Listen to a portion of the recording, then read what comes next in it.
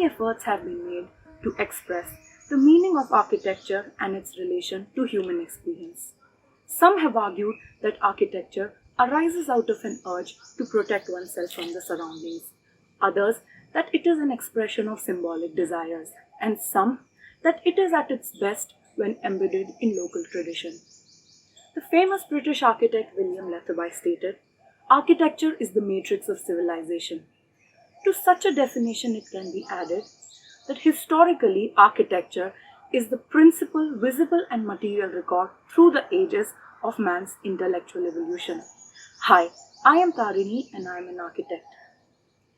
As a student of architecture, I got the chance to visit various Indian towns and cities which are enriched by a plethora of traditional buildings, each example of exquisite architecture of the place.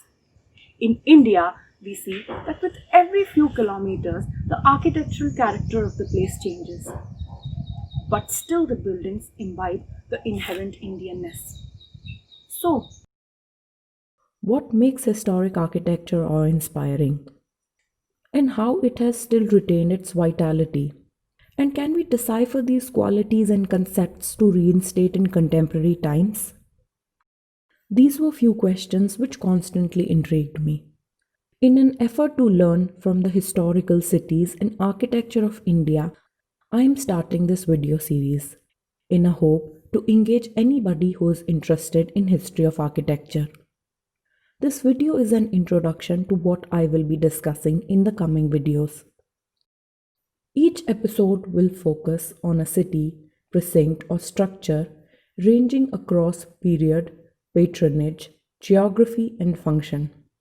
We will try to understand how spaces communicate through various spatial tools such as space sequence and their organization, elements of space making, their form and scale, narratives through semiotics.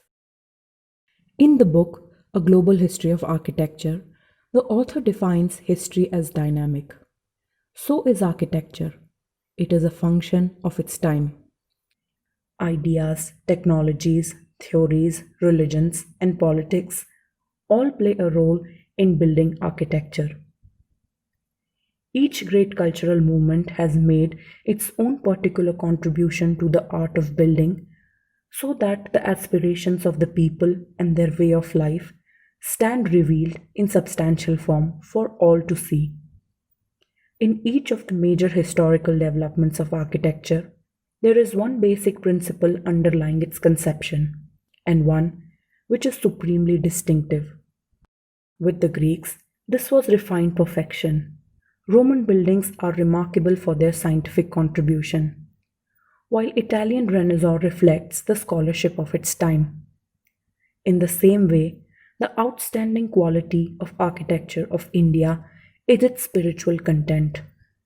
Post the invasion by Islamic powers, the architecture evolved. The development of the Indo-Islamic architecture depicted the amalgamation of the indigenous and the contrasting practices of the new establishment. The various colonial powers added further layers of architectural character, rendering styles unique to India. Traditional Indian architecture has ably demonstrated the universality of its communication, as well as its validity within multiple value systems.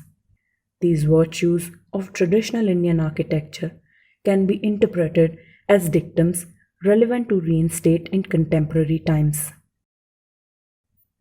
The relation of time and space.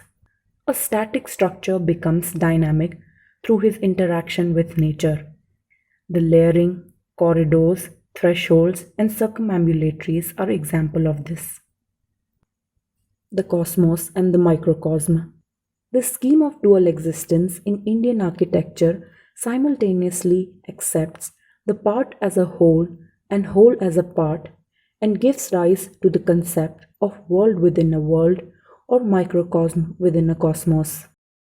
The concept of courtyard in Indian buildings illustrates the same. Opposites as counterpoints. Through the concept of counterpoints, opposites reinforce each other. May it be light and darkness, or solid and void. They are the mutually defining aspects. One shapes and gives validity to the existence of the other. Kinesthetics, the dynamic perception of space through movement with ever changing point of view and the varying vignettes resultant of the spatial composition, is one of the most fundamental facets of space making in traditional Indian architecture. Spatial narratives. There are innumerable nuances of built form through which traditional Indian architecture manifests mood, communicates messages. It can be created through layering for gradual unfolding of space, associational symbolism, or other ways. Time and again, the design of architectural masterpieces across the country, regardless of style, function, or type, have been determined by these aspects of encoding narratives into their space organization while actively involving the perceiver through the decoding process. Thank you.